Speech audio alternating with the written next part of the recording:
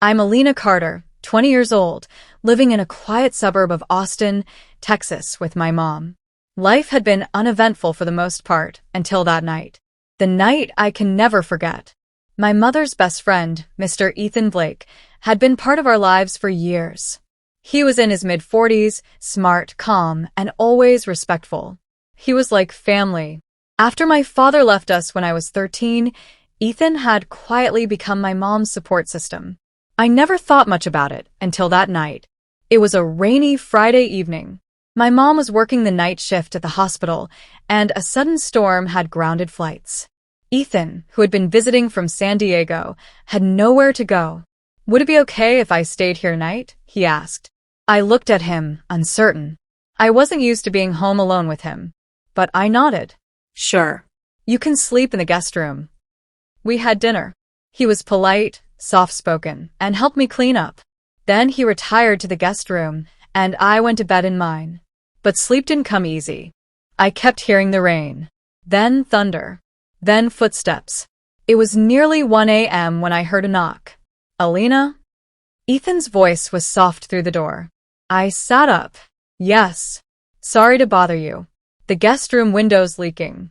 Could I just stay in here until the storm passes?" I hesitated, heart racing. Then, thinking it was just a kind man asking for temporary shelter, I said yes. He entered quietly and sat on the chair near my study desk. The air was thick. I couldn't explain the feeling, but it was strange. Heavy. "I hope I'm not making you uncomfortable," he said, noticing my stiffness. I forced a smile. "It's okay." But silence followed. Then he spoke again.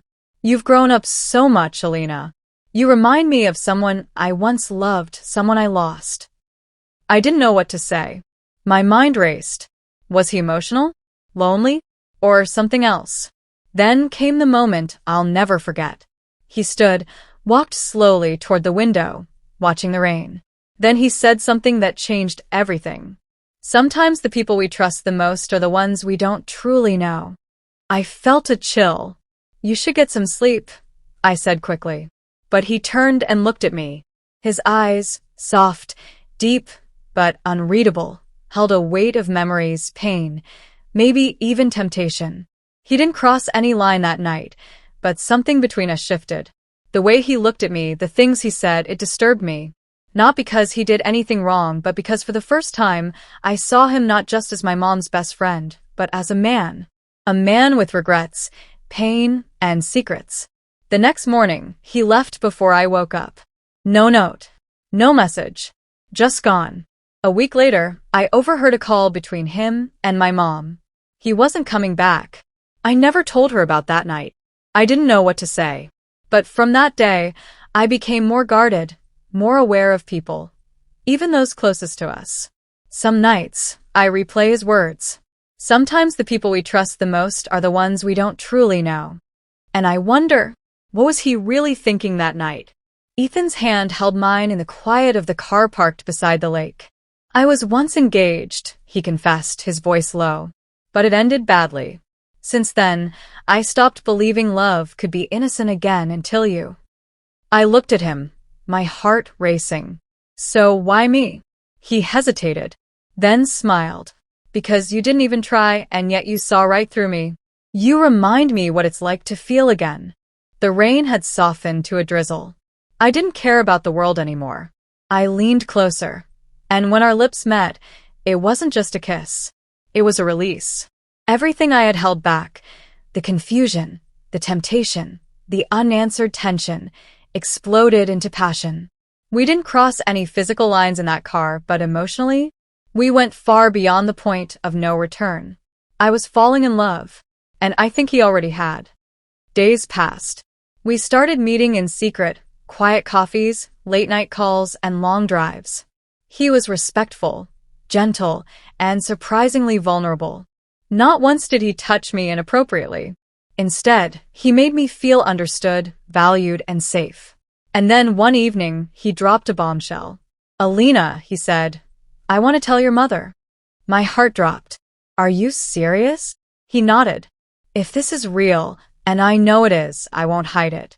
We decided to do it together. That Sunday, my mom had made dinner. We sat around the table like always. Then Ethan took a deep breath. Karen, he said softly, I need to tell you something about me and Alina. The spoon slipped from her hand. Her face turned pale. What do you mean? I held Ethan's hand tightly. Mom, we've grown close. I didn't expect it either, but I have feelings for him. Her silence was like thunder.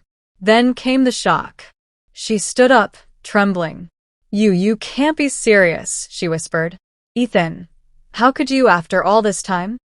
I never planned it, he said, pain in his voice. But what I feel for Alina is real. She turned to me, tears in her eyes. Alina, he's your real father. I froze.